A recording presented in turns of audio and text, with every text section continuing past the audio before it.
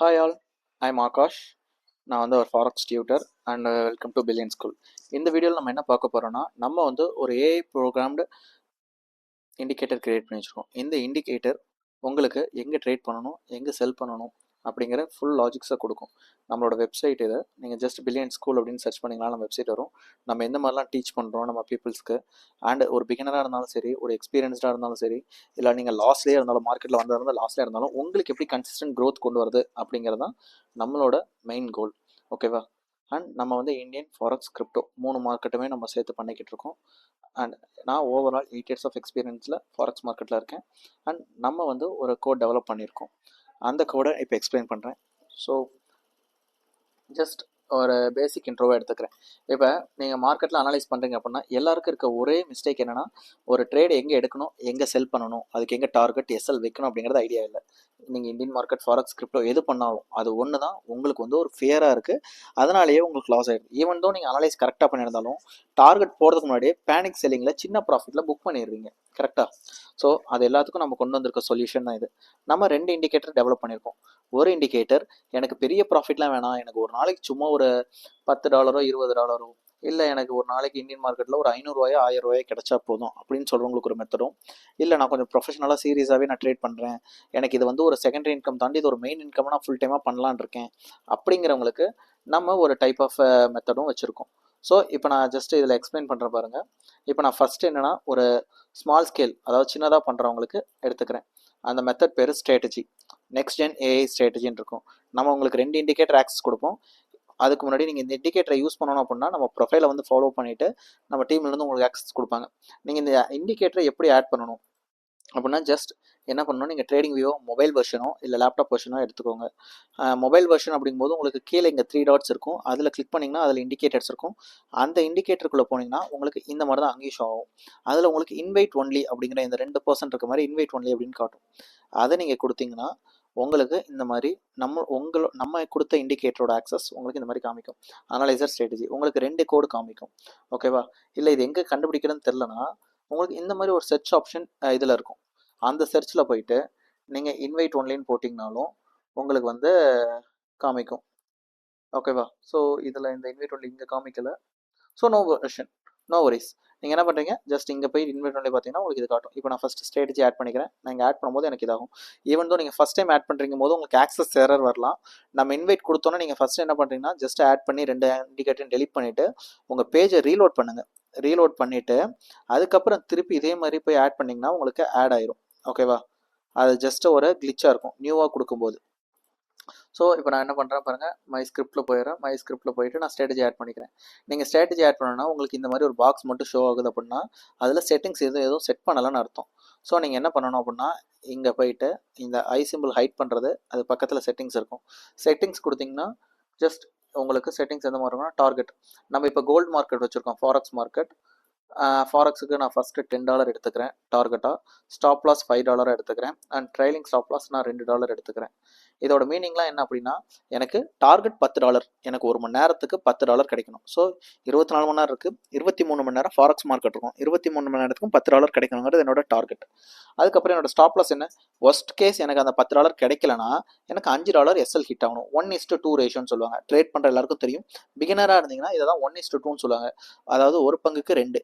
எனக்கு நான் $5 ரிஸ்க் எடுக்கிறேன்னா எனக்கு $10 கிடைக்கணும். இதே 1:3னா நான் $5 ரிஸ்க் எடுக்கிறேன்னா எனக்கு 15 கிடைக்கணும்.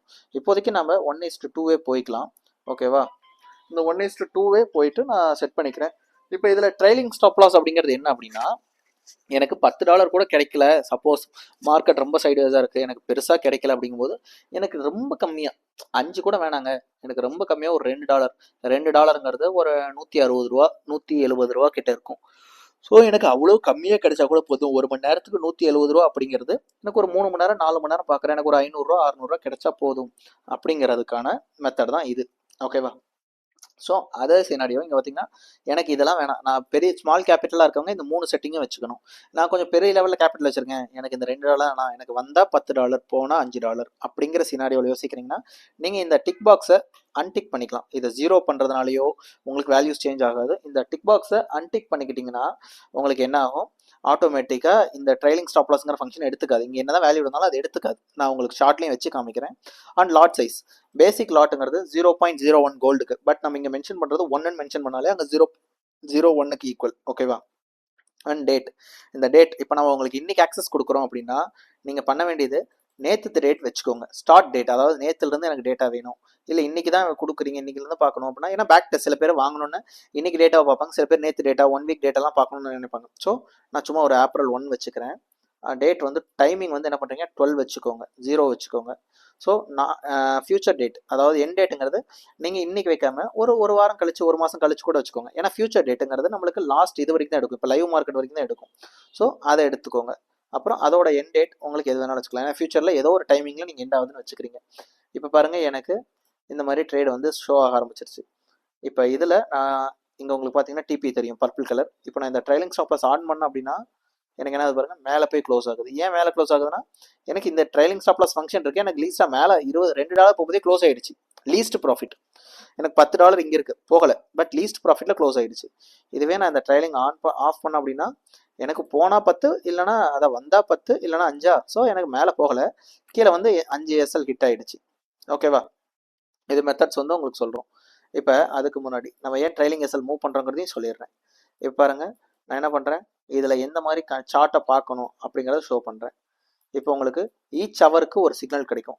இந்த ஈச் ஹவர் சிக்னலுங்கிறது உங்களுக்கு எந்த மாதிரி இருக்குன்னா, ஃபார் எக்ஸாம்பிள் நம்ம இந்தியன் டைமிங்க்கு ஏற்ற மாதிரி மணி 6, அதுக்கப்புறம் 7, அதுக்கப்புறம் 8, 9, 10, இந்த மாதிரி உங்களுக்கு 1 மணி நேரத்துக்கு ஒரு வாட்டி ஒரு சிக்னல் வந்து ஜென்ரேட் ஆகும்.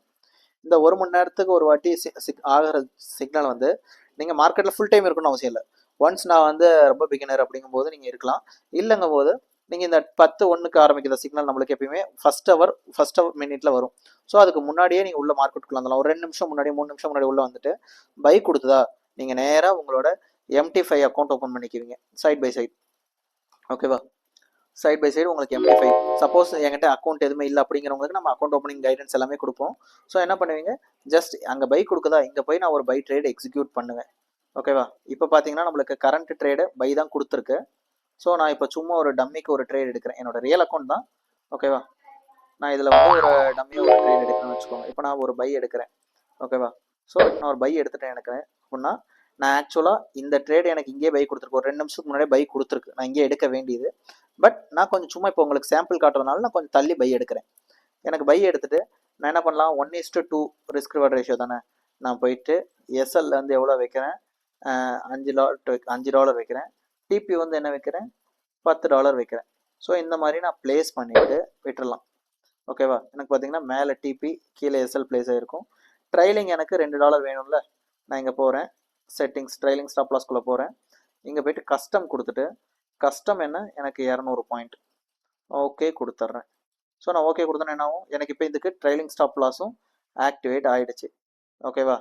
இந்த ட்ரேடுக்கு இப்போ எனக்கு ஒன்ஸ் ட்ரைலிங் ஸ்டாப் லாஸ் ஆடும் போது இந்த ட்ரேட் என்ன ஆகும், எனக்கு ஆட்டோமேட்டிக்காக இந்த SL க்ளோஸ் ஆகிட்டு இந்த இடத்துக்கு ஆக்டிவேட் ஆக ஆரம்பிச்சோம். ஓகேவா? ஸோ இந்த ட்ரேடை வந்து நம்ம பார்ப்போம். அட் த சேம் டைம் இங்கே பார்த்தீங்கன்னா இப்போ இந்த இடத்துல நான் ட்ரேட் எடுத்திருந்தேன் அப்படின்னா எனக்கு இங்கே ட்ரைலிங் ஆகிட்டு இருக்கு இப்போ மார்க்கெட். ஓகேவா?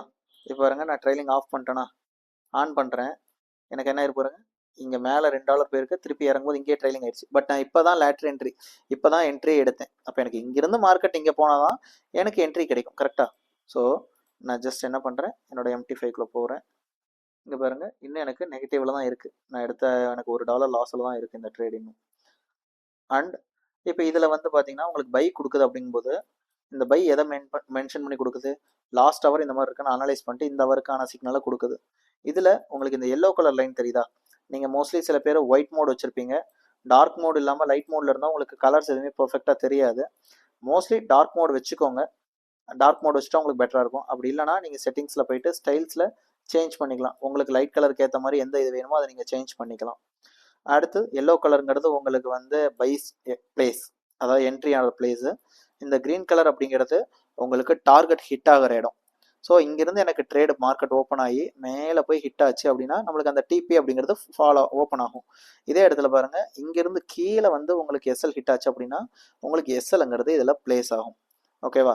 இப்போ இதே நேரத்தில் இந்த இடத்துல பாருங்கள் உங்களுக்கு செல் இங்கே கொடுத்துருக்கு. செல் கொடுத்ததுலேருந்து மார்க்கெட் கீழே வரல டிபிக்கு, நேராக மேலே போய் இங்கே டிபி புக் ஆகிடுச்சு. புரியுதா? ஸோ இப்போ அடுத்த ட்ரேட் பாருங்கள், செல் கொடுத்துருக்கு. செல்லில் பாருங்கள் எனக்கு ஆட்டோமேட்டிக்காக கீழே வந்திருக்கு. இங்கே எஸ்எல் இங்கே தான், எஸ்எல்லை டச் பண்ணல. பட் என்ன இருக்குது, ஓவராலாக கீழே வந்து டிபியும் டச் ஆகலை. பட் அடுத்த அவர் வந்ததுனால இந்த அவரை நான் ப்ராஃபிட்லேயே நான் புக் பண்ணி க்ளோஸ் பண்ணிடுறேன். ஓகேவா? ஸோ அடுத்த அவருக்கு நான் ட்ரேட் எடுக்கணும்ல. இது ஏதாவது ஒரு டைம் 2 டைம் தான் இந்த மாதிரி உங்களுக்கு ரொம்ப சைட்வேஸாக போகும். இப்போ இதுவே நீங்கள் ட்ரைலிங் செட் பண்ணிட்டீங்க அப்படிங்கும்போது, நான் ட்ரைலிங் ஆட் பண்ணியிருந்தேன்னா எனக்கு என்ன பாருங்க, இந்த இடத்துலயே ட்ரைலிங் புக் ஆகிடுச்சு. மினிமம் ப்ராஃபிட் ஒரு 50 சென்ட்டில் எனக்கு ட்ரைலிங் புக் ஆகிடுச்சு. ஓகேவா? ஸோ இந்த கண்டிஷன்ஸ் தான் உங்களுக்கு இங்கே மெயின். ஒரு என்ட்ரி எங்கே எடுக்கணும், அதுக்கான டிபி என்ன, அதுக்கான எஸ்எல் என்ன, அதுக்கான ட்ரைலிங் எஸ்எல் என்ன, இது எல்லாமே நம்ம இண்டிகேட்டர் உங்களுக்கு சிங்கிள் கிளிக்கில் கொடுக்கும். இப்போ இதுவே நான் வந்து இந்தியன் மார்க்கெட் பண்ணலை, ஃபாரெக்ஸ் கிரிப்டோ பண்ணுறேன் அப்படிங்கிறவங்களுக்கு சேம், நீங்கள் ஜஸ்ட் பண்ண வேண்டியது கிரிப்டோவை செலக்ட் பண்ணால் போதும், ஆட்டோமேட்டிக்காக உங்களுக்கு சார்ட் மாதிரி ஆட் ஆயிரும். பட் இதில் டிபிஎஸ்எல் எவ்வளோ வைக்கணும், டேரெக்டாக நீங்கள் இன்புட் போகிறீங்க. டிபி வந்து 100 பாயிண்ட்டும், எஸ்எல் வந்து 50 பாயிண்ட்டும், ட்ரைலிங் ஸ்டாப் லாஸ் 25 பாயிண்ட்டும் வைப்பீங்க. லாட் சைஸ் சேஞ்ச் பண்ண தேவையில்ல. ஏன் நான் இவ்வளோ வைக்கிறேன் அப்படின்னா, மார்க்கெட்டை பொறுத்த வரைக்கும் ஃபார் எக்ஸாம்பிள் நீங்கள் இந்தியன் மார்க்கெட் எடுத்துக்கலாம். இந்தியன் ஃபாரெக்ஸ் மார்க்கெட் எடுத்த வரைக்கும் கோல்டோட டாலர் வேல்யூ அவ்வளோதான், ஒரு $10 $20 மூவ் ஆகும். பட் ஃபாரெக்ஸ் கிரிப்டோவோட கோல்டு மார்க்கெட் வேல்யூன்னு